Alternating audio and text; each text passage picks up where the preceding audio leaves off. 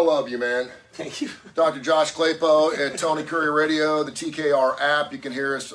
Coming up here, we're working on some new software. We've been working on it for a long period of time. And next week, we will have Kurre and Klapow on the TKR app. In the meantime, you can check out our podcast. In the meantime, we love doing this Facebook Live thing because we had a totally different audience, which we love. And I just posted a super creepy picture of both of us, one of those animated pictures. We look like Batman and Robin. Yeah, I don't know how I feel about those. A couple of things we want to get into real quick. Bama Rush. Okay. I want to get into Bama Rush. You got a daughter. You got a daughter. It's the College of Charleston. I want to get into Bama Rush That's and how it's making college girls just deeply depressed. It is. My shirt is Banana Republic. My pants are American Eagle. Yes. My flip-flops are Teva. Yes. And I don't have any earrings. You're not wearing Kendra Scott earrings. No, I'm not. Scott earrings. We're going to talk about Bama Rush.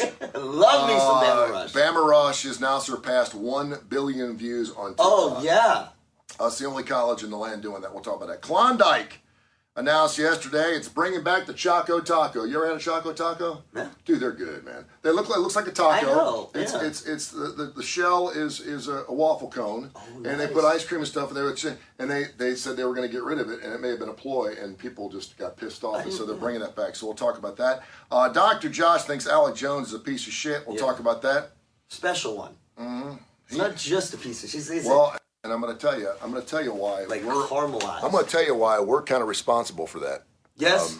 I know where you're going with that. I love that. You know where I'm going? Yeah, I think so. We're kind of responsible for the Alex Jones of the world. We are. On this date in 1966, John Lennon said something, or was actually republished, that changed the world and the way we look at the Beatles, and also the 5 words, according to a dating expert, that is the biggest red flag you can have in any relationship, but it's usually, well, about 9 out of 10 times the first thing that's said on a first date. Interesting. I love me a red said, flag. Man, I said, if this is clickbait again, because of course it is. And you clicked. This gal's name is Luann Ward. She's a special dating. And it's like yeah. You clicked. So I clicked on it, and I was like, oh, that's pretty good. Okay. Were you surprised? No, but I've said it, and I think you probably said it too. Really? Mm-hmm. Oh, this is interesting. First 5 words, a 5-word sentence, and women say it too. But if you hear this, like in the first few minutes, run for your life. So nice. It has nothing to do with sex. So nice to meet you. So nice to meet you. No. Okay. No, that's fine. That's pretty good. You're pretty good. Before we get into that, though, we have some programming notes. It's like a staff meeting. We have a staff meeting every Thursday. Please join us. Starting next week, yes. All of our shows, all 13 of them, are going 5 days a week. So here's your rundown. Mission Minded with Michael Coleman, who is, of course, the CEO of the Montgomery Food Bank, formerly the Jimmy Hill Mission, will run at 10 a.m. Monday through Friday. Okay. Adapter Parish with Dr. Alex Hublin and Dr. Josh Klapow. Great show about adaptation in the business world. If you don't adapt, you'll die. Yes, you will. That's going to be at 12 noon. Oh, Every nice. Monday you get the 12 noon spot. Thank you, yes. It's one of the best spots in this radio station. Yes. Our numbers pop at 12 noon, so great. I'm giving you one of my best spots. It's like giving you my morning show. Thank you. The Damon Johnson Show, of course, he's on the road right now with Leonard Skinner, and also getting ready for his Big Brother Kane reprisal next year, but they're also doing some Brother Kane shows. 3 o'clock, When in Rome with Stuart Rome, the Woodhouse Day Spa. Nice. Birmingham.woodhousespas.com. Nice. Birmingham.woodhousespas.com. Show makes you look good, feel good, and sound good. It's a really weird hybrid show. I listened to it. Yeah. Last week we did Lollapalooza. He picks a theme. He gets to pick the 5 songs. We played Porno for Pyros last week. It was great. You're going to have some music you don't normally hear on this radio station. And then we talk about, like you've said for years, about the environment and atmosphere and all the preemptive things you need to do by going to the Woodhouse Day Spa to stay healthy. I love you should be able to go Blue Cross Blue Shield on the Woodhouse Day Spa. Yeah. Stuart's a fascinating individual. He is coming out of his shell, man. I love it. That's what this station does, and these shows, it brings people out of their shell. Kip Kiefer, who's a friend of mine from the Birmingham Racecourse Casino, I got him on the air a couple weeks ago. He does a show with Terry Quillian. He flew solo this week. Went off about Bill Russell, not went off, but talked about Bill Russell. Went off about Pete Rose. Talked about gold and silver and pharmaceutical companies. It's all going to be on the Friday show. It's a fantastic show That's called awesome. Need to Know. And then his second show called Want to Bet is going to be starting here in 2 weeks. If you want the best picks, if you're looking to make some cash this college football season, this is the show you need to be checking out because his son works in Las Vegas as a handicapper. I didn't And know so they're going to be giving you some plays. Nice. Want to Bet's going to be coming up. Dark Side of the Pooch. With Dr. Rab Stewart, our longest running show, a great show about pets and talking about pet care and everything, and we get after it too. If you're like, that sounds kind of boring, listen to it. There ain't nothing boring about it. It's going to be going at 7 o'clock. Austin Hanks and Blues Almighty will be going every night at 8 o'clock. I just think that's a perfect show. It Blues is. music at Yes. 8 o'clock. Yes. Blackberry Smoke is going to be on the show a little I later like on tonight. I like Yeah, we're going to be doing an encore presentation of that, and of course, Livewire Wednesdays, which we did last Wednesday night. Plus, a brand new show called LPOD. So last Wednesday night, we celebrated the 43rd anniversary release of Highway to Hell from AC/DC, and we played the entire thing and tracked it. The Eagles are playing Hotel California from start to finish. Yes, did several albums from start to finish. Right. When you go to a concert and you know what's coming up, You love that. is that better Oh. than not knowing what's coming up?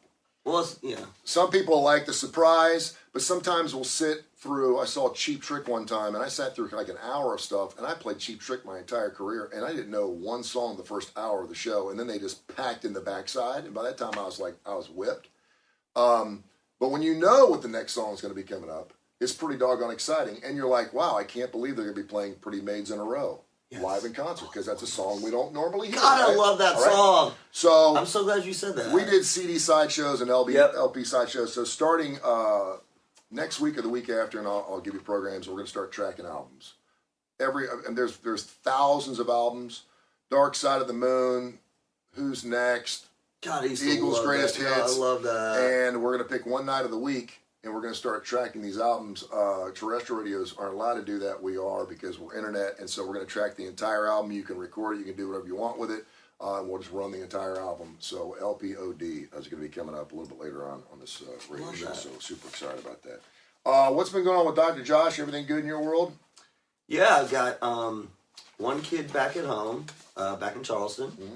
I've got my son is still with us. He got his visa, so he can go. He's going to go back to the UK next week. So what's a visa? What are you talking about? Permit. So in order to go to a foreign country for more than a couple weeks, he's there for his education. Yeah. He was granted a visa to go study. Yeah. But he changed how long he wanted to stay. He was only going to stay a year. Now he's going to stay 2 years. And they said, well, that's great. You need to get a new visa. And in order to get a new visa, this is so... He was only going to stay 1 year at Oxford? Yeah, he was going to just get his master's in a year, and now he's going Okay. to extend, and he may get his doctorate. Say that again. He was going to get his master's in a year. He's going to get his master's in a year. He's going to extend it, and he may It get would it. take me 12 years. He may get his doctorate. I'm But going to what's get my real, master's in a year, yes. what's real interesting is, and I think this applies around the world, it's sort of this bizarro thing. In order for him to get the visa so that he can stay longer, he has to fly home, go back to his country, and remain here for like 2 weeks In order to get a visa for another year. to go back to the. Yeah. Why is that? I don't know. It's a. I don't. That's and that crazy, it is right. That's So crazy, Brett. so I mean, he was like, well, if I'm going to stay 2 weeks, I'll hang out for a little while. And he got his visa, so now he's headed back across the pond. And then Jules and I will be back to being empty nesters. What's it like? Because you spent a lot of time with your kids Yes, since I they did. left, Yes. which is great. I think Yeah. it's super. Normally, kids are gone; they're exploring different things. I know when I left the house, I didn't see my mom and dad for like a year and a half. Now I look back on that and Yeah. the phone messages and stuff. I was only an hour and a half away too. I should have went. Well, to see. that's a now big- my mom is still doing my laundry. So we'd meet like once every 2 weeks. See, and she would and do my laundry. I got a and I story. would go Yeah, back down. yes. And see, I'm like you. My kids both moved far away, Yeah. right? So my daughter's 7 hours away, and my son obviously is in another country. I, like you, only lived. Actually, I only lived about 20 minutes, 30 minutes. I went to UCLA, so I would make the trek on Thursdays. Hi, Mom. I miss you so much. Here's my laundry. Now, I did my own.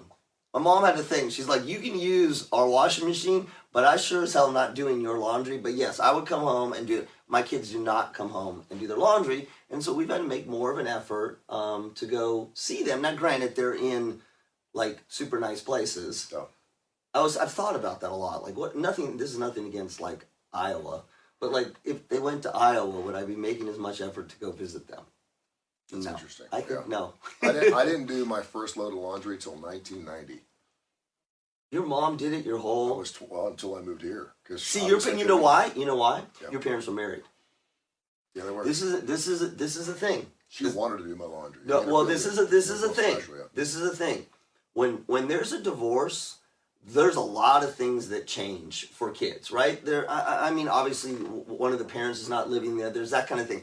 But you and I have talked about this. There's this whole kind of rule change when a divorce happens. Mm-hmm. And particularly if you're in a situation, kids are in a situation, maybe they're living with their mom, and maybe their mom is either going back to work or having a sort of different job, or it's a different sort of lifestyle. I know for my mom was in sales, and so like she kind of had to hit the road, and we'd have people come stay with us, but she got very busy. Yeah.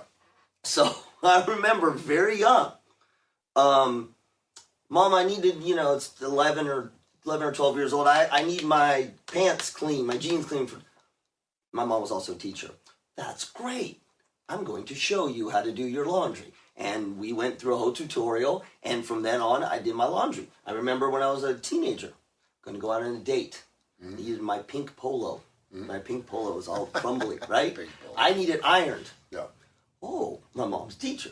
Perfect. Come here. I'm going to show you how to iron your clothes. Same thing with making my own lunches, etc. And so from a very early age, my mom would do it, but we learned how to do absolutely everything, which I think is super important because I agree. Yeah. Because you know how many college kids get to college, they don't know how to cook, they don't know how to iron, they don't know how to wash their clothes, they stink, they have smelly clothes, and they have poor diets. That's true. There you go. That's Speaking of college. Bama Rush. Bama Rush, the sorority recruitment process, also known as rushing. It's a period of several weeks in which fraternities and sororities hunt for new members. It's a long-standing tradition across countless U.S. college universities, but Bama's Greek Life campaign caught the attention of gawkers worldwide last year. Yes, it did. With the hashtag Bama Rush and hashtag Rush Talk. Yep. Having amassed now more than 1 billion views combined on TikTok currently.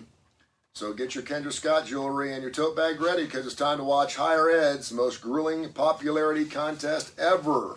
Remember that line I just said, by the way. They're running home, Tony. They're running home.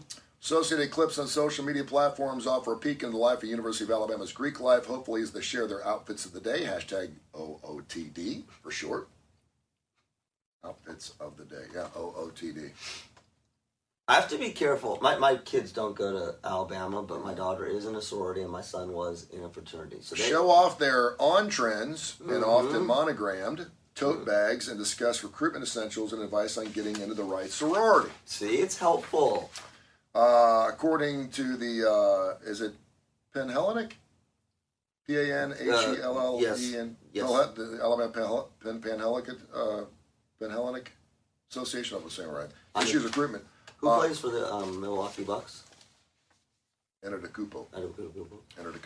Officially begins on August 6th in a couple days for potential new members. Paleonetic. It's I know. It's the Greek. It's Greek. I'm just going to call it P for short since we're going to OOTD. Dubbed PNMs, the potential new members dubbed PNMs, who prepare for your weeks, if not their whole lives, all the while documenting the process online. Mm-hmm. PNMs are competing to join one of 18 national conferences chapters at Alabama in July. The association announced that 2,575 students had signed up for Rush. Paleonetic, thank you. Paleonetic. Focus. PNMs must be ready for anything during rush week. Yes, they are. Yes, they must. Which usually spans about 9 days. In spite of academic coursework, the women must attend a battery of mandatory events, each of which requires a different dress code. Dude, my daughter, it's brutal. It's brutal, and it's hot. And it is hot down here in the South. What a racket. Which requires different dress codes, hence the hashtag OOTD, ritual post, and totes filled with on-the-go essentials. Mm-hmm. TikToker Gracie Edmondson, who is rushing this week, showed off what she's carrying in her pink Longchamp bag during the demanding process, including a portable fan, you gotta have toiletry it. bag, Yep. sewing kit, Deodorant, compact mirror, she got some flip flops, Yep. moleskins for blisters, Yes. hairspray, 2 types of deodorant, Yep. ponchos, and a bag of mints. Of course. There's literally so much stuff in my bag, she said, my shoulder's going to break up before the end of the week. She said in the clip that's been viewed now 3.2 million times, I hope that I have everything. All right, so I think this is really interesting. I went to college for a couple of years back in 1985 and 86, so it's been a long time. I don't think I'm going to be going to Grand Canyon University or New Hampshire or whatever to pick up. I don't care if my stuff transfers or not, so I'm probably not going back. Obviously, the word sorority girl has a connotative value for men or boys who go into college. They want to date sorority girls because they're fun. But I also think it's really interesting when they talk about a competition. This is a competition. This is rough. Like, again, as a parent. And I'm asking this because you do have a daughter who's a senior at Charleston, the College of Charleston. Yeah. She's been through the process. Sigma Kappa.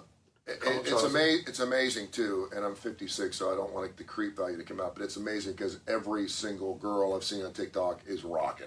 They're all like, I don't know if you're not allowed to be ugly and be in sororities. I don't know how that works, but it is, quote unquote, according to this, and I'll read it to you again, higher ed's most grueling popularity contest yet. It's fraternities and sororities offer an amazing opportunity for kids. They really do.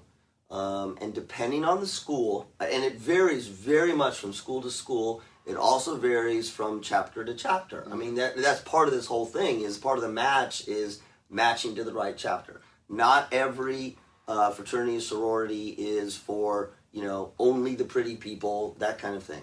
But if you think about the process of rush and pledge and matching, psychologically, every parent kind of takes a deep breath because it is an evaluative process. It is it's not just do we like you? Because again, I have. There is a possibility. It does happen that you don't get into a sorority because you don't have the right look. You will. It doesn't have anything to do with this. Yeah. You don't look right. You don't look right.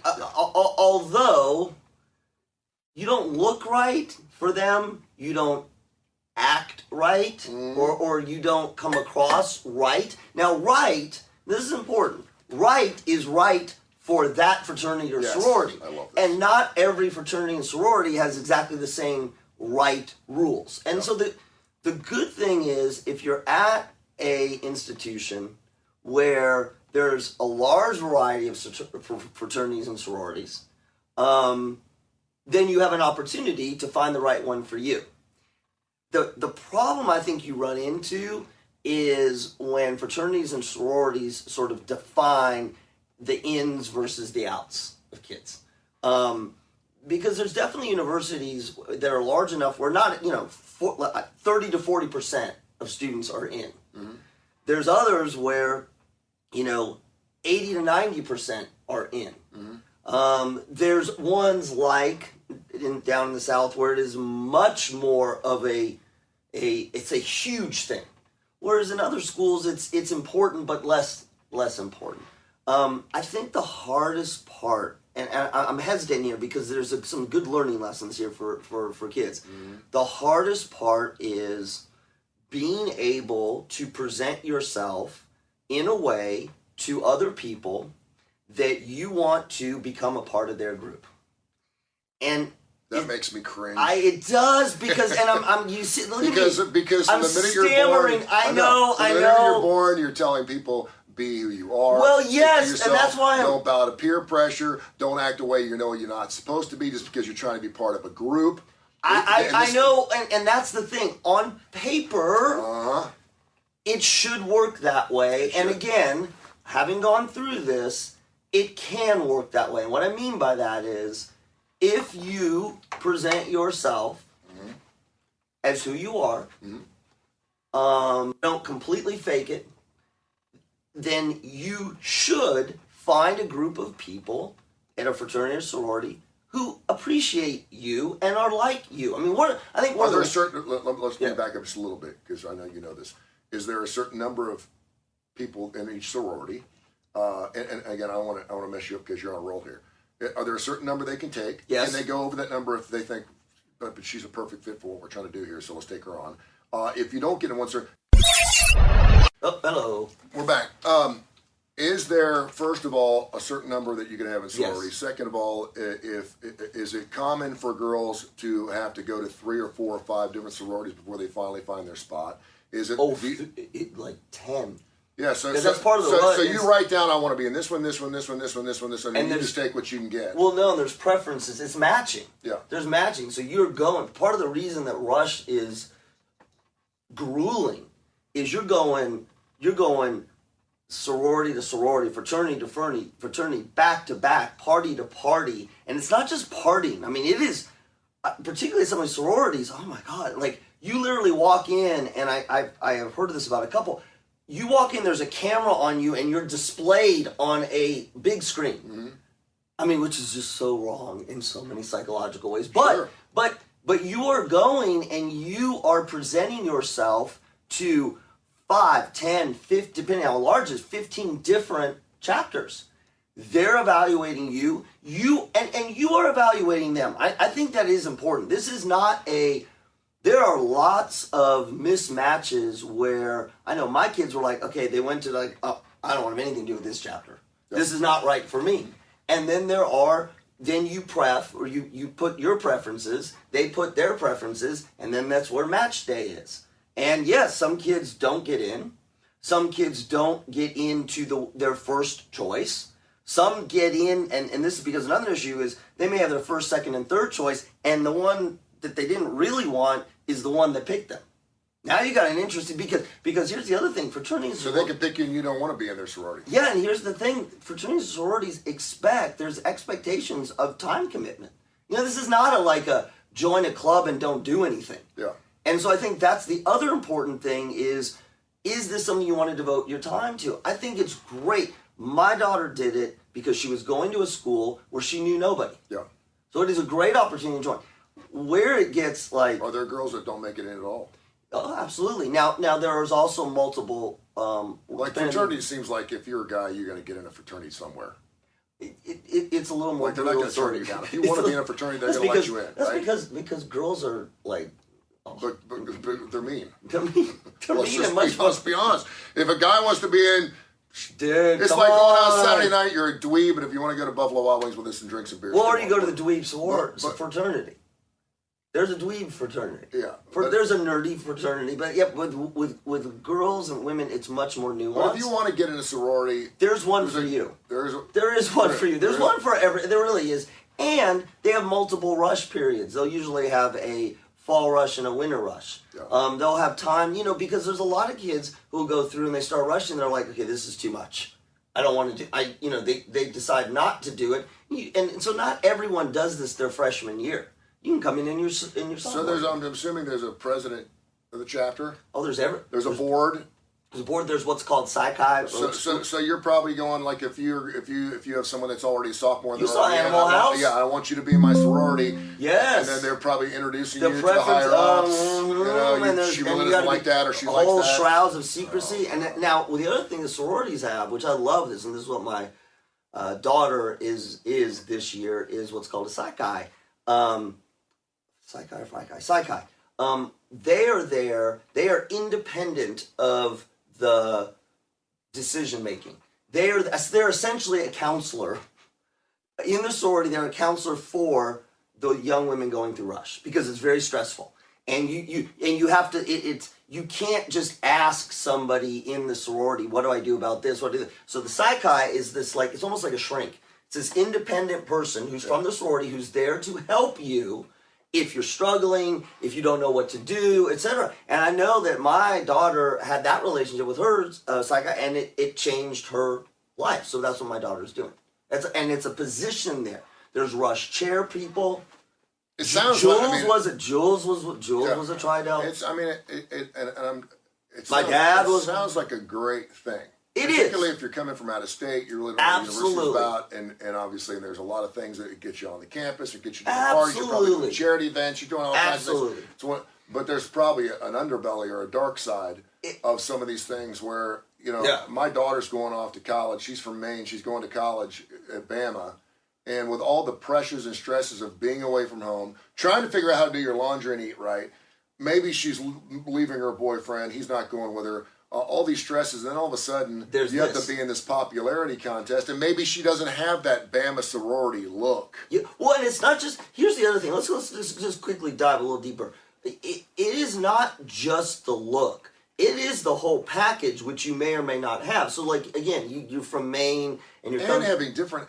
Dude, these are college kids, depending on whether they're getting an academic scholarship or they're playing softball, and you're having 16, 17 different outfits for these things. It's expensive as hell. Well, and again, this is where the bad rap is for some of these stories, and where the entertainment value is. Yeah. Right? So it is not Bama Rush, and I would even say this, within the University of Alabama, it's not all the way we're seeing it on TikTok. But yes, and again, that's the other thing. This is what women versus men. Guys, I mean, I don't know, you put a clean shirt on and you put things. It's not your outfit if you're a guy. It is your outfit if you're a girl. And it's hot. When my daughter rushed in Charleston, oh my God, it was 100 degrees in the South. And and because the sorority houses are small, they can't all go in at the same time. Then there's thunderstorms. Yeah. She was standing outside in 90-degree weather in Charleston. It's flooding in her Kendra Scott and whatever it is, and just drenched, sweating. Yes. And then you're going in and you're trying to present yourself in your most favorable light. Yes. Well, everyone's hot and sweaty, right? I mean, that's just the way it is. It's I have mixed feelings about it. I did not. If it's done right, it's all good. But you can't. I know women. I know girls. But guys too. I mean, there is this. It's different. But the guys too. It's like, thanks, man, but you're not what we're looking for. Yeah, but guys will beat each other up, and then we're still accepted. Like no. But I mean, no, we're more. It's less subtle. I can have a huge argument with my next door neighbor, and 3 days later, we're good. Yeah, but you won't be in his fraternity. Yeah. Unless you bring something to the fraternity they need. Well, yeah, but a lot of that's like beer. No, it's not that way anymore. It's image. Do they still haze in sororities, or do they haze? This is still. I mean, look. You can look at some of the lawsuits. We're gonna have some deaths in the next few weeks. Mm-hmm. Not necessarily in Alabama, but yeah, it's still an issue. And I used to get into debates with Alec Greco about hazing. Right, I know. And he would always. He stood by, as a freshman at Auburn. They wake him up at 3:00 in the morning. But this was for football. It was. But I mean, you could say any organization to get in there. I mean, it could be the Masons. It could be anything. There's a hazing ritual that goes in, whether they're branding you or whether they're patting you on the top of the head or giving you a pledge pin. It could be whatever it is. But I mean, he used to talk about they woke him up at 3:00 in the morning, beat the shit out of him, made him run down the dormitory naked, hitting him with bags of nickels, and I'm like. Yeah, things. And he's like, it was incredibly painful. He got bruises. I think he cracked a rib, something like that. And then, but he talked about once I was on the other side, I realized what it was all about and how worth it was. And I'm thinking to myself, I mean, there's a line, right? There are the initiation rituals that don't have to involve drinking to death. Pelting, I mean, there's definitely the ritual and initiation pieces. But again, it's always going to happen. I think we've done a better job of cleaning some of it up. It does show, and this is just us. I mean, you're talking about the Alex Jones thing. We're dumb. We're dumb. Yeah, we are. We're dumb. And I don't mean our kids are dumb. We're all dumb. We're dumb, and we do stupid things for the sake of wanting to be a part of something. Yeah. Speaking of Alex Jones, Yay. I didn't know. I had heard Alex Jones. I'm a radio guy, so I know he's got the 24th most popular podcast in the country. Yes. I know he's on 60 syndicated radio stations. I know he's a far-right conspiracy theorist conservative. No, he's just asking questions, Tony. Uh-huh. He's just asking. He speaks for every person who's out there. I also know that his $54 million company, Free Speech Systems, just went bankrupt last week. That's controversial, though, too. The dishonesty of right-wing conspiracy theorist Alex Jones was spotlighted in a Texas court yesterday as a lawyer for a pair of Sandy Hook parents cross-examined the inwards and the founder and the fact-checking of his answers in real time. The jury hearing the case will determine how much Jones will have to pay the parents, Neil Heslin and Scarlett Lewis, who won a default judgment against him earlier this year. Evidently, they were suing him because their child was killed at Sandy Hook back in 2012, and I quite frankly, I didn't realize you could do this. You could run a conspiracy theory, and then the parents that are like, they're suing him for the fact that he is continually making this conspiracy of their loss of their son. Yes. And they're wanting $150 million. Jones is a sole witness for the defense during the trial. Did not fare well Wednesday when he was cross-examined by the plaintiff's attorney, Mark Banks, and they found out. I mean, there is nothing more satisfying. There's nothing more satisfying. Did you see this? Yeah. There's nothing more satisfying. And all I can use as an example, because it's so recent, was the insurrection of these guys who get out there and are just got their chest out to here, are boisterous, and all of a sudden they are belittled to the point where they almost pee on themselves. And looking at his face, I'm like, what a jerk off. You could tell all of a sudden he totally switched and said, no, it was real. It was real. Well, he's been talking about it not being real for 10 years. No, he was just asking questions. And we're to blame. Yes. Now, I good. I'm glad we're going this way because we've created. This is so interesting. There's always been conspiracy theories, right?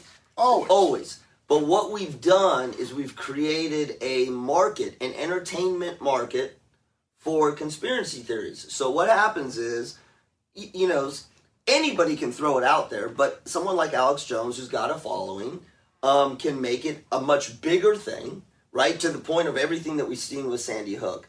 What's interesting now, and particularly in this case, as it moves forward, is now we've created the consequences. Mm-hmm. And this is, to me, where it gets interesting. You can go out and say, you can do it, Alex Jones, I was just asking questions. Free speech, blah, blah, blah. Free speech. And now what we're saying is, you know what? Go for it. But in certain cases, and if you say certain things, then you may be legally liable for it. And obviously that creates a debate about free speech. But one of the things that I like about it is, and this is my view, it puts some guardrails around how far can you go in terms of influencing and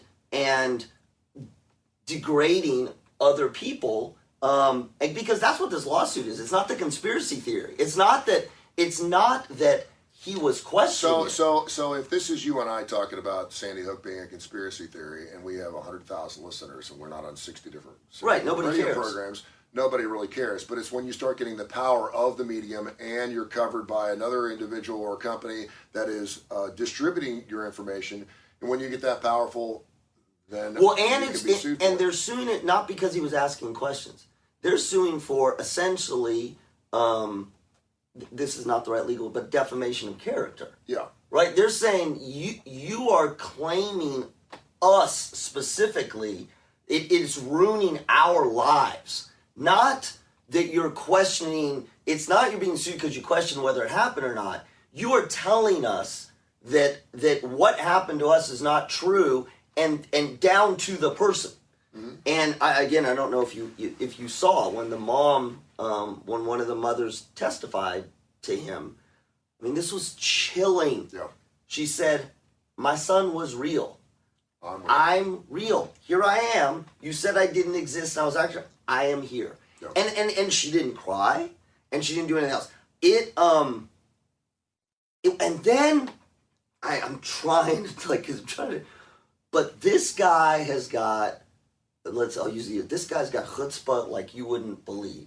So first he's on, they drop the bomb. Oh my God. It was great. The text message thing was killer. It was, and he was coughing in the beginning. Mm-hmm. Now, I don't know if he's sick. He may have GERD.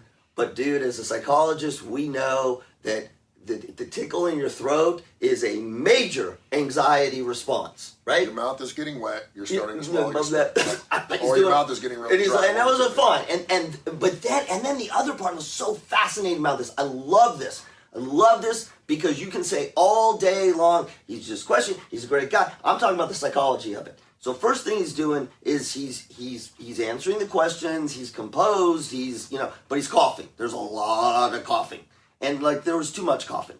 Then the second thing is, did you ever see the 60 Minutes, this old Saturday Night Live gig about 60 Minutes? I didn't ask that question, you asked me that question.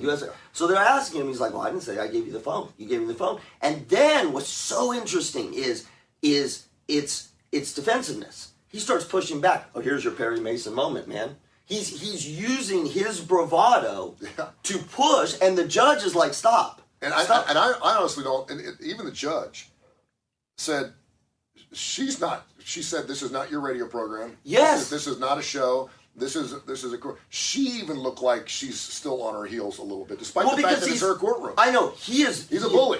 He's very intimidating, and he's very, and again, he's very powerful and charismatic. Like, he draws you in, he makes you feel fearful, and even in his responses, he's like, I just did what I was supposed to do. I just gave it. And man, when they dropped the bomb, he went into instant defensive mode. He pissed himself. It was great. It was absolutely. And the thing to me that was so horrible about all of it, and I is then he went back on the air, which, fine. I mean, you can go. And he made two comments. He talked about the dad of the child who was killed, who was up there and was distraught and was just talking about his kid. He said, I please don't quote me, but basically said the dad was kind of slow. Yeah. You piece of shit. Yeah. Like, you can't get any lower than that, because if you're just asking questions, and if you're just questioning and you're not saying it wasn't real, and then you have a father whose kid was killed, and it's all live on TV. You didn't have to get back on your show and say that. We know that we're a highly litigious society. Yes. You can sue anybody for anything. You can file it. It doesn't mean you're going to win, but you can sue anybody. I could sue you after the show if I wanted to, but I'm not going to. Thank you. But the freedom of speech thing is really interesting from the standpoint that when you do a radio show, I always talk about it's not a shift, it's a show. I got my shift from it's not a shift, it's a show. You're here to entertain. We do things on this show. We try to entertain. We try to be entertaining. We try to bring, we certainly don't do that type of radio. And I guess where you draw the line is, I'm wondering if other loudmouths, blowhards, conservatives and liberals who just like to get out there and rant and throw innuendos, half-truths. Well, that sounds like this could have da-da-da-da-da. I'm not saying that it is, but I'm saying that certainly could have been. There's double speak. There's playing both sides of the fence. And I guess when you get to the point where you're actually in a defamation platform or a mode where you're actually defaming somebody, see, I try not to call people by names. Yep. You can call them a piece of shit or a jerk off, whatever. But I try not to do that. And then, when you start digging into someone's life and start making, but I mean, dude, that's the world we live in right now. Yes. So I'm wondering if, in fact, he is sued successfully, and they've already got a settlement. Now they're just trying to figure out how much he's going to have to pay. That's one of them. Because you should be allowed to get on any medium you want, do a podcast, and if someone believes in you, a Cumulus or an iHeart or whoever, and they should be as guilty as anybody in this because they gave him the platform. They put him on 60 of their radio stations in order to spew this shit. So if you're going to do that, then you should be liable as well. I just wonder if this is going to make... There was a Cumulus where you and I worked on Talk 99.5, and of course I worked up there on Jocks and did classic rock for years. There was something that came down from corporate about 2 years ago that said that all news talk personalities were not allowed to say that the election was fake. Oh, interesting. I didn't know that. It was an in-house memo that came out that I saw. You could not say anything on your radio program alluding to the fact that you thought that the election was fake. How many years ago? 2 years ago, when all this stuff started going down. How'd that go for one of the Well, that's when Matt Murphy was off Twitter, remember? Oh, yes.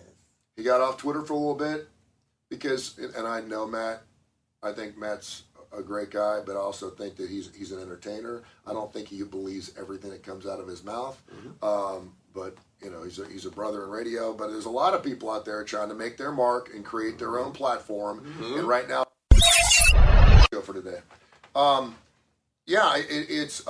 like the fact that there are repercussions. We always say this on the show. You can say whatever you want.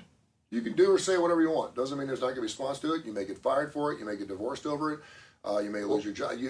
And somebody may come back. Again, this to me, this is what's interesting about it is somebody. And again, real quick, this is not, terrestrially speaking, terrestrial radio, which is run by the FCC, which is a government agency, has a little bit of control over what can be said and what cannot be said on terrestrial radio, because terrestrial radio is here to inform the community. That's the definition of radio. Here to be an information beacon for whatever there's out there, whether it's news, weather, blah, blah, blah, blah, blah. And obviously we've taken that to a whole different level. It's as opinionated as it gets, and that's the best radio, right? Internet, though, Bubba the Love Sponge, Dan Levitard Show, Howard Stern, any person said, F you, I'm done, I can't talk, I can't say the word vagina on the radio, I'll go to Bill O'Reilly. They're all going off and doing, that's why Twitch is so big, they're all going off doing. So for a company like Twitch, who has 50 of the biggest, largest shows in radio and television, where people are like, good, I want to go do my own thing and sell my own thing and start my own platform, it makes you wonder if there's a lot of big companies right now going, okay, this wasn't some guy who was doing a podcast in his basement and garnered a following. He actually had a company behind him that was syndicating his program. He had his own company worth millions of dollars. And so all of a sudden, and again, it's like no one really pays attention to you until you get too big. Yes. And when you start moving the needle, that scares the shit out of people. Yes. And that's when people start coming at And again, it's really interesting. God, I wish I was a lawyer. It's interesting because it is not just that you questioned it. That's not the lawsuit. The lawsuit is the degree to which you ruined, defamed people's lives because of it, right? And that's what crosses it. You can stand it all day long and go, I wonder if. Well, and here's where we are, not you and I, because I don't watch it, but we're responsible for it. Yes. Because if people follow it, and give it power, then it gets more powerful. Right. And the fact that this guy was on 60 radio stations, and I don't know how many listeners he has, weekly or daily, tells me that people are following him and believe the shit he's spewing. And by believing in that, it adds more power to it. And people are watching us right now going, I can't believe you're doing that, Tony. He speaks the truth. I'm sure there's somebody out there watching us on Facebook going, I believe it. Which is like... Okay. But that's exactly... Because think about it. If you are... There's two ways that people sort of come to follow you, which are both... And they're both kind of sick. I can think of a third one that's not sick. Number one is you're saying things that are provocative, but getting people to go, ooh, I want... It's outlandish. It's outlandish. No, but it may be insightful. People are like, I wonder if that's the case. Yeah. I wonder if that's true. That's one. The other is like pure entertainment, like, oh my God, I don't believe anything they're saying, but boy, is this guy funny to watch or engage? Like, he's so over the top that you don't even see it as news or information. It's purely entertainment. And then sort of the other side is the trusted source. But I think we get drawn in on those latter two. We get drawn in on both the things that he's saying and who he is, right? The way that he's saying it. If I just went on their air, and I said, I don't know, Sandy Hook didn't occur, people would slam me. But I'm not interesting. I'm not funny. I'm not powerful. He's garnered enough because of the entertainment value. What's really scary for us is that is what we're drawn to. I mean, you compare that with local news. Isn't that how conspiracy theorists and people that are... Absolutely. It draws you in, it's entertainment, and you don't believe it, but then you start to believe it. It's almost... I use the X-Files as an example. It's like a magician. It really is. You actually start believing this stuff, and we see this all the time. Where my daughter became part of a group, and we thought this is great. She's part of a group, and next thing you know, she's in a cult. And next thing you know, she's working for the Taliban. You're like, what the hell just happened here? She starts believing that stuff, and next thing you know, they're too far gone to bring back. What I think is really interesting here is total puss because he totally backtracked and did a 180 yesterday. Said it happened. It actually happened. Well, for 10 years, on your radio show yesterday, you said it didn't, and now in a court of law, you're saying it did. Well, so what does that say about you? Now, a lot of people that watch it or enjoy it for entertainment purposes are like, he knew that it was real. He's just right. It was entertainment purposes. That was the other thing where he flipped early on. Yeah. He's like, I'm an entertainer. So is professional wrestling real? Yeah. I mean, that's where I go back to. Yeah. I just, look, there was a lot of horrible things he did, but I think yesterday was the cap when he went back on the show. And it was almost as, listen, let's get... By the way, have you seen it? If you pull up his picture, he's a good-looking guy. He ain't good-looking now. No. Dude, his picture on his website, he is thin. I'm like, I didn't even look like him. Now he looks like This guy's only 400 pounds now. Yeah. Psychologically, though, what he did, which is just fascinating. When you watch when he was getting cross-examined, he went from being calm and in control to just a slight bit of the nervous cough to calculated, okay, I'm listening, I got to be careful what I say, to calling into question what the attorney was saying, to getting defensive. Look at you, here's your Perry Mason moment, right? To shutting up because he knew he was in big trouble. Yep. But then going back on his show and making his bravado statements. This happens in relationships all the time. Mm-hmm. I was watching, I was thinking, this is relationships. This is, I did something bad, and someone called me out. I didn't do that. Yeah. Well, I didn't do that. I mean, he must have lied like 50 times. Yeah, I didn't mean to do that. Well, no, I was really not trying to hurt. Tony, I wasn't really trying to hurt you. You told me that I gave you what you wanted to think. Well, you said that it was this, but I didn't say this. And it goes. You see this in relationships all the time. Somebody's squirming, and they're trying to use words in a calm way to get back in. And when that doesn't work, it flips. You're the one with the problem. Yeah. You're the one who is accusing me. How dare you do that, right? And then it gets, well, I'm leaving your ass. Don't leave me. Don't leave me. And then as soon as you go away and you go to the other room, you go, that son of a goddamn.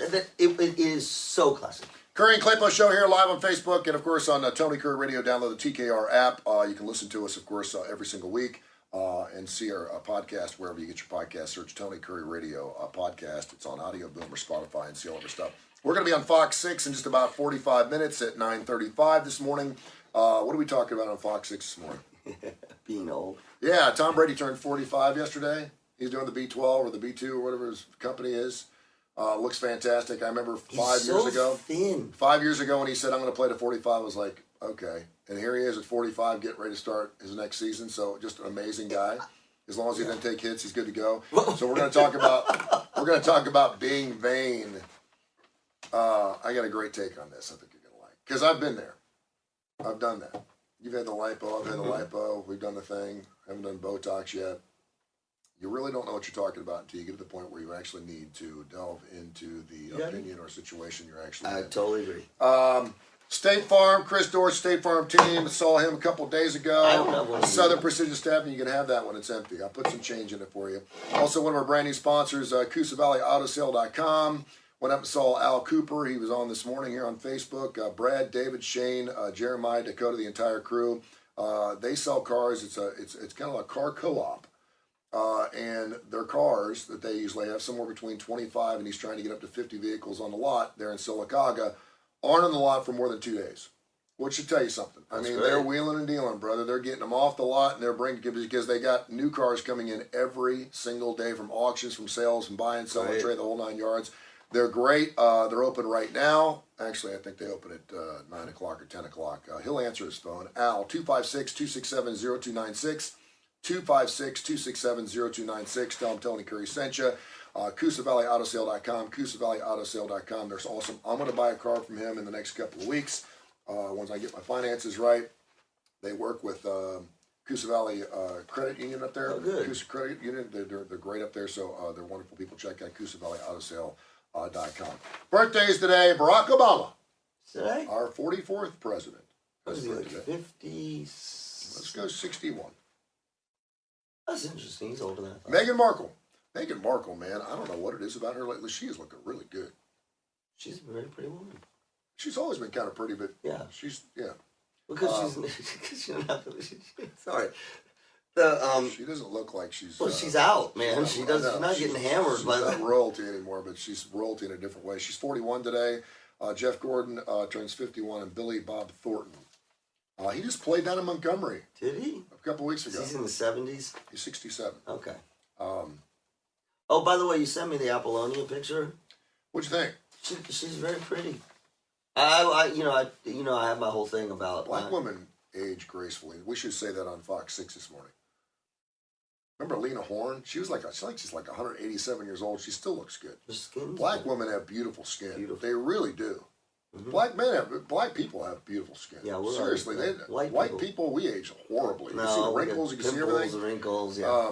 Black women age just beautifully. They really do. So happy birthday to everybody. Before we get into the 5 words that are the biggest red flag you'll ever have in a relationship, this gal is a dating expert. That's good. And she said, listen, if you hear these 5 words right off the bat, you need to run. I'll tell you what those are. Her name's Luann Ward.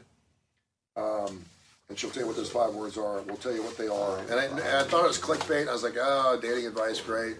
And then I clicked on it. I was like, oh, that's pretty good. So we'll talk about that after you talk about one of our great sponsors. I was trying to figure out what the 5 words were.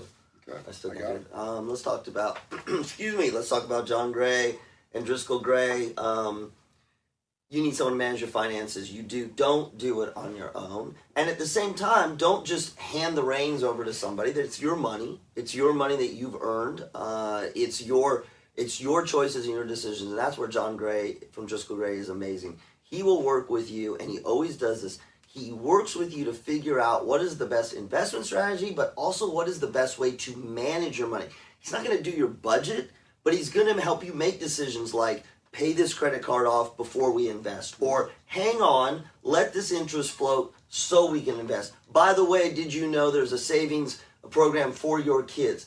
The financial market is complicated, and that's where John Gray comes in. He is there to help guide you through. He lowers my blood pressure every time I talk to him because it makes me know that there's somebody on my team who's helping me, not just in my investments, but in my debt management and in my savings. Go to his webpage, DriscollGray.com, get his market insights. Again, John Gray at DriscollGray.com. I love when people make statements and then we can go back years and go, okay, did it really happen? So John Lennon of the Beatles, the whole more popular than Jesus quote that he had, and I know my good friend Doug Layton, who's no longer with us, he was a radio show with TC and John had all those guys, and they actually had one of the burning of the Beatles records, where they got all the Beatles records and they were burning the records because of what John Lennon said. It was actually a statement that was in the London Evening Standard for a couple of months until it was republished in U.S. papers. This is what he actually said. Christianity will go. It will go. It will vanish and shrink. I needn't argue about that. I'm right, and I'll be proved right. We're more popular than Jesus Christ now. I don't know which will go first, rock and roll or Christianity. Jesus was all right, but his disciples were thick and ordinary. It's them twisting that ruins it for me. That's cool. It's them twisting and this was back in 1966. And so it's been 56 years. So Dr. Josh, what do you think is going to go first, Christianity or rock and roll? Because we have them both right now.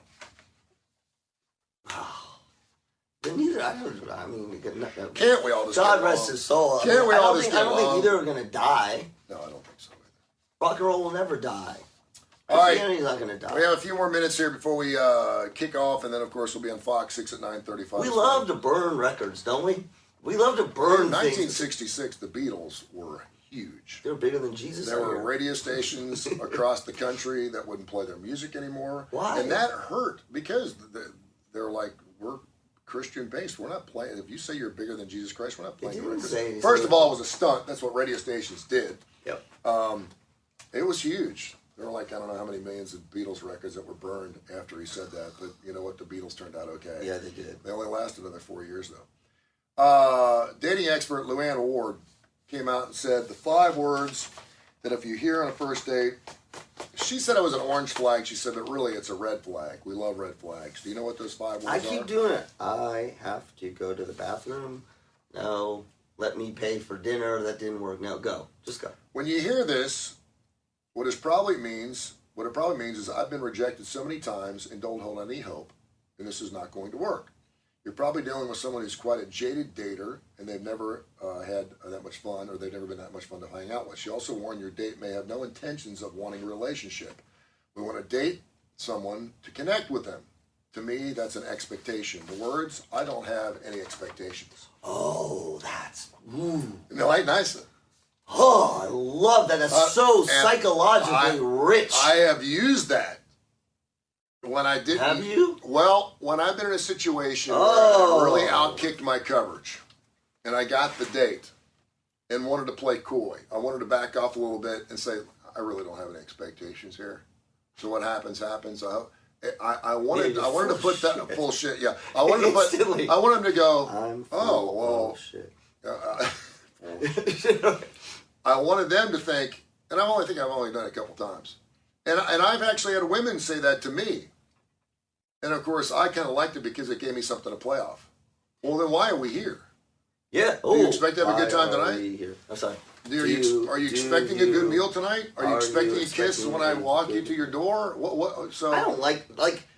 There's expectations in everything. When I drive to the store to get a gallon of milk, I have expectations. Well, I think that's what she's saying. I mean, that is what she's saying. It's red flag. As soon as you say, I have no expectations, particularly in a first date or in a date.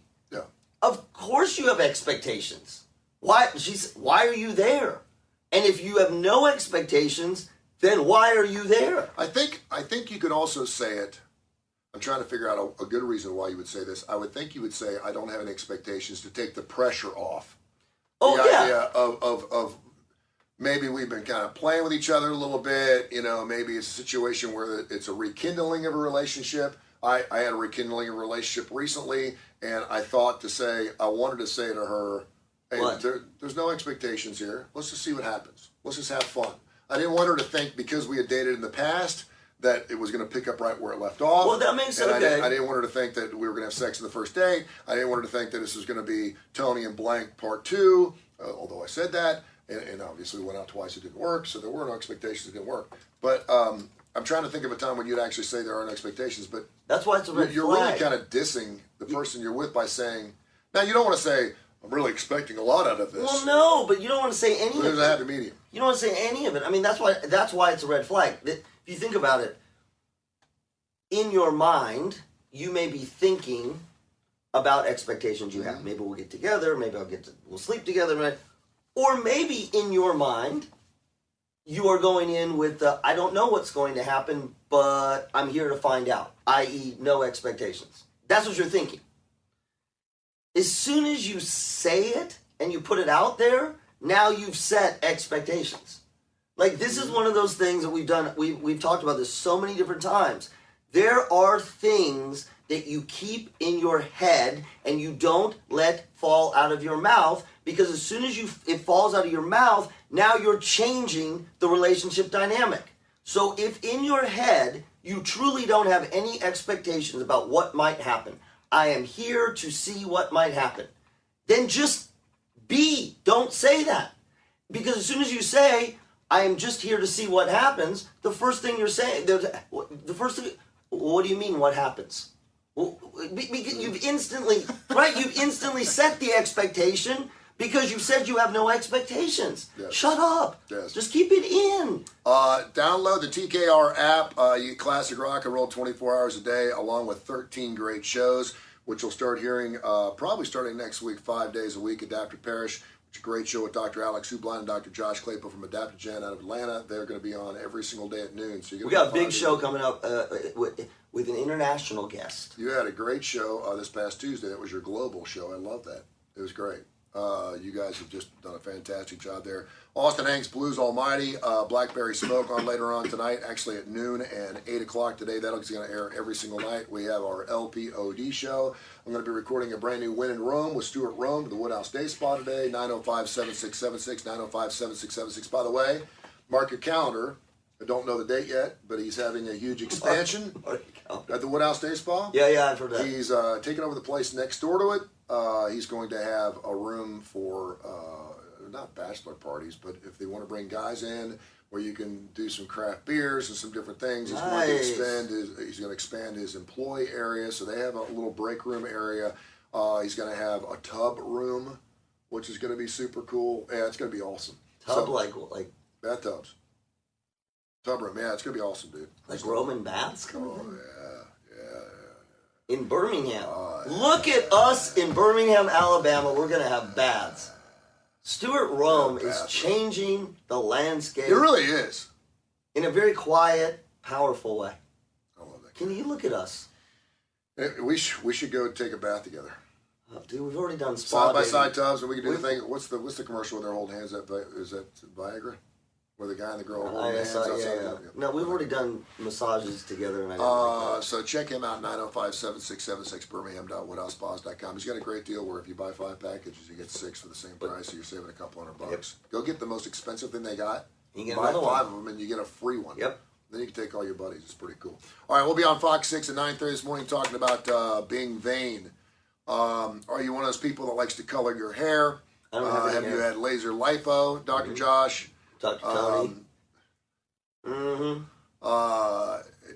Do you do well? And we can even go to we can even go to like shaving your ears. Dude, every damn day. I have a nose trimmer and an ear trimmer. You know why? Because Dude, I'm like what you. the hell? Well, that's exactly. What the hell? I've got this little thing that looks like. But you've got hair. Yeah, but it just started. No, you got this hair. See, I there's envy. started taking Centrium, and What's Centrium? Centrium, the vitamins for guys. Oh yeah, over 50. Fucking man, and It's making- so I've been taking 2 of those, and they're making me feel better. But now I feel like I got to shave every 3 hours. I'm like, what the hell? I mean, I used to shave like every 3 days. My hair. Wait, so if I take that, will my hair grow back? It makes your hair, my fingernails are growing like I'm something That's like a 'cause you're hobbit or healthy. something. No, it's not. I don't want my shit. It's like, why get a landscaper? You have to cut your grass more. I don't want my grass to grow anymore. I cut my grass once a week. That's good. Oh, I got a landscaper. Now I have to cut my grass 3 times a week. Well, then stop hiring landscapers. Watch us on Fox. This is gonna be an old man show. Yeah, it is. And we're gonna have. I think Janice is on. I got Oh, this is gonna tuft get of hair in the middle of my back where I'd have a tramp stamp, and I pull it out, and I got a hair like this long. It's like that grandma that had that long hair hanging from her beard, and you're like, hey, can I just yank that thing off real quick? Oh, I'm like, what the hell? It's like I got buckwheat hanging out above the crack of my ass. I'm like, what's going on? we already talked about this. This particularly for guys. Hair just starts growing everywhere. Well, and it grows in all It again. grows where you don't want it. Again, if I could take all the hair that I have growing in other places, And put it on your head. put it right here, I'd have a head of You hair have just a like mullet. yours. You look great. I could let my back. We talked about you have neck hair that can grow all the way over the top. Your ear hair can become a beard. Your nose hair becomes a mustache. You ever Guys seen- are gross. Guys, can I say this? Guys are disgusting. We're 2 straight males, and I am here to say that guys are gross. It drives me crazy when I see a dude on television, an older man on television, and he's got a gray hair Yes. hanging out of his nose. And you just I'm want like, to clip it. did someone not? Yeah, on an it interview. takes 3 or 4 weeks for a long hair to grow actually out of your nose, and I got a big nose, so Yeah, I know because it these usually things. curls So- up in there. Yep. And I'm like, did someone not They say don't to care. you, or like I was watching a Dateline a couple nights ago, and there was a prosecutor on there, and he's got this hair, and I'm like, dude, did someone not say you're going on national No, flipping television? but you know shave why? your damn nose. You know why? This is a classic, God rest his soul, Kobe Bryant interview. Kobe Bryant said, I'm the guy that will tell you you got spinach in your teeth. Yeah. And there are so many people who will just not say anything. I don't want Like even a TV producer, because I wouldn't even listen to what the guy was saying. I was watching this hair, and it looked like it was growing as he was speaking. let's ask Jeremy. I don't know. I'm pretty good about clean. I've never had anybody say, I had a producer once. I had something on my shoulder. It wasn't dandruff. Yeah. And actually, it wasn't the producer. It was the anchor. She's like, you got a little. Yeah, I want you to tell me. Well, thank you before we go on. And that's why you need to have kids. Because kids will tell you. I'll tell my kids, like I'm very cognizant of Yep. my nose, obviously, because I have a big nose. I mean, if I have something hanging Yep. out my nose, or I blow my nose, or whatever, or I got Yep. a little piece of tissue on my thing, I'm like, please tell me. Yes. Please tell me. I'll ask them to check my breath. Yep. You know, because they'll tell you the truth. They're like, your Absolutely. breath stinks like shit, Dad. Brush your teeth again. I'm like, okay, thanks. Or you got something hanging from your nose. Or my daughter's always giving me hell about my eyebrows. You don't have any eyebrows. I know. What's and wrong what with the that? hell? I'm losing hair in my eyebrows. Oh, It's you like I'm going really? through chemo or something. This one side, I got no hair from this side over, and this side gets all Oh, bushy. you know what it is? That's a stress thing. What? Yeah, it is. It's a stress thing. You'll lose your hair on your eyebrows. Now, I, on the other hand, because You have I have eyebrows. I have no hair, right? So I go get my hair cut. It's actually not a haircut. I get my hair trimmed, basically, scaped. And because I feel, I'm not cheap, but because I feel that basically my haircut takes, I always tell them, You ever thought gone bald? huh? You ever thought gone bald? Yeah, I have way too many soccer injuries. I have like bulbous kind of thing. Gotcha. So I always when I go get my haircut, I always tell them, I am your most revenue producing profitable haircut you ever have, because it takes exactly 5 minutes and they charge me the same amount. So because they don't do beards, Yeah. I always have them trim my eyebrows now. There you go. Yeah, I finally, but it's They should do something for you. it's humiliating because I've gotten to the age where I have to say, can you trim my eyebrows? Mhm. And they don't do They nose don't hair. do nose hairs, though, do they? No, because for Yeah. hygiene. No, Yeah. but you can buy a nose But trimmer. man, she spends more time in my ears than she does on my head. I'm like, what are you doing? She goes, you got a ear? Yeah. Because you don't see it. It's the side of your head, so you don't see it. Get an ear trimmer. See, that's one of those things where, 20 years ago I would have laughed at your ass. But now that I'm 56 and that's what we're talking about on Fox 6. All right, We need to ask Mike if he's got ear hair. Oh, he'll never admit it. Yes, he will. And he's got dark hair, too. And he's got a good head of You hair. think he put some, I don't know because I don't have. he put stuff in his hair? I don't know. I don't have hair, so like that's not an issue for me. Like I've Women got gray color hair. their hair from the minute they're born. So Well, you've heard the whole pandemic gray. Yeah. The whole pandemic. I ran into more women. I had this conversation with Jules. I ran into more women who let their hair. They just didn't color. Yeah. And I'd say to Jules like, "Oh my God!" Like, not that she looks bad, but like, wow, she looks Yeah. at. Jules is like, "Yes, we color our damn hair for you, and this is what we look like." Unless you got that really cool gray streak right in the No, middle. no, of no. that skunk Yeah, look, yeah, the shit but out of no, it. no. Yeah. Okay. All right, have yourself a great day. Thanks for watching Kurre and Bye. Klapow. We'll be back again next Thursday morning. Of course, you can podcast any of our shows. There's like 8,000 Kurre and Klapow podcast. And check us out on Fox 6 in 30 minutes. I love you. Thanks for watching this morning. Bye.